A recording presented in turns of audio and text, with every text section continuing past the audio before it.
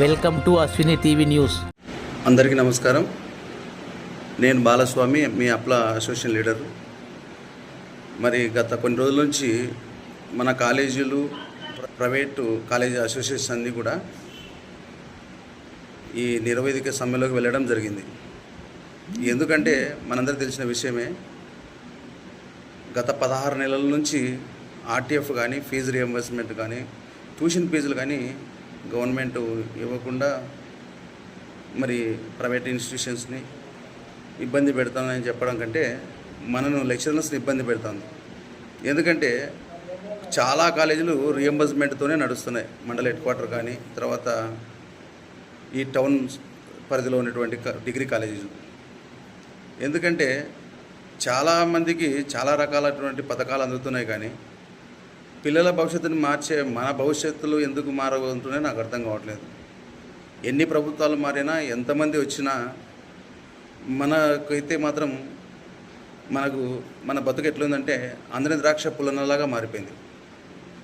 చాలా సంవత్సరాలుగా లెక్చరర్స్గా పనిచేస్తున్నాం. మనం ఈ పని తప్ప వేరే పని చేయడానికి కూడా అలవాటు పడలేం. కొంతమంది ఏ పనైనా చేసుకొని బతుకుతున్నారు. ఈరోజు మీరు చూసినట్లయితే కనుక తాపీ మేస్త్రి పని చేసుకునేవాడికి కూడా సుమారుగా రోజుకు 1000 రూపాయల కూలి ఉంది. రిక్షా దొక్కే వాళ్ళకు కావచ్చు, ఆటో దొక్కే వాళ్ళకు కావచ్చు, అంతకంటే దారుణమైనటువంటి పరిస్థితి. చదువులేమో పిహెచ్డీలు, డబుల్ పీజీలు, త్రిబుల్ పీజీలు, ఎంఈడీలు, నెట్టు, స్లెట్టు అని ఇలాంటి డిగ్రీలు ఎన్నున్నా కూడా మన యొక్క జీవితం అయితే ముందుకు రావడం లేదు. ప్రభుత్వం స్పందించి మనకు అమౌంట్ రియంబర్స్మెంట్ కాలేజీలకు ఇస్తే వాళ్ళు మాకు కూడా జీతాలు ఇవ్వగలుగుతారు. చెప్పుకుంటే సిగ్గుసేటు, కానీ కొన్ని కాలేజీలు ఎప్పటికీ జీతాలు ఇవ్వలేని పరిస్థితి. ఇక కొన్ని కాలేజీలు ప్రైవేటు కాలేజెస్లు ప్రైవేట్ స్థలాల్లో నడుస్తున్నాయి. వాళ్ళకు కూడా రెంట్ చెల్లించడం చాలా కష్టంగా మారింది. పక్కనుండే రాష్ట్రంలో ఒక్కరోజు ధర్నా చేసేసరికి ప్రభుత్వం దిగి వచ్చి వాళ్లకు ఇవ్వాల్సినటువంటి రియంబర్స్మెంట్ ఇవ్వడం జరిగింది. మరి ఇక్కడ సుమారుగా నాకు తెలిసినంత వరకు 3000 కోట్ల రూపాయలు ఫీజు పెండింగ్ ఉందంట. మరి దానిలో సగమన్న ఇస్తే కొంచెం ఆకలి తీర్చిన వాళ్ళు అవుతారు. మనం ఎవరిని విమర్శించట్లేదు, కానీ వాళ్ళ తరపున వాళ్ళు మేనేజ్మెంట్లు మరి వాళ్ళు ముందుకు వచ్చేసినారు.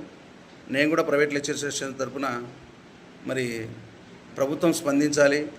మీరు వాళ్ళకు రియంబర్స్మెంట్ బకాయిలు చెల్లిస్తేనే వాళ్ళు కూడా మాకు జీతాలు ఇవ్వగలుగుతారు.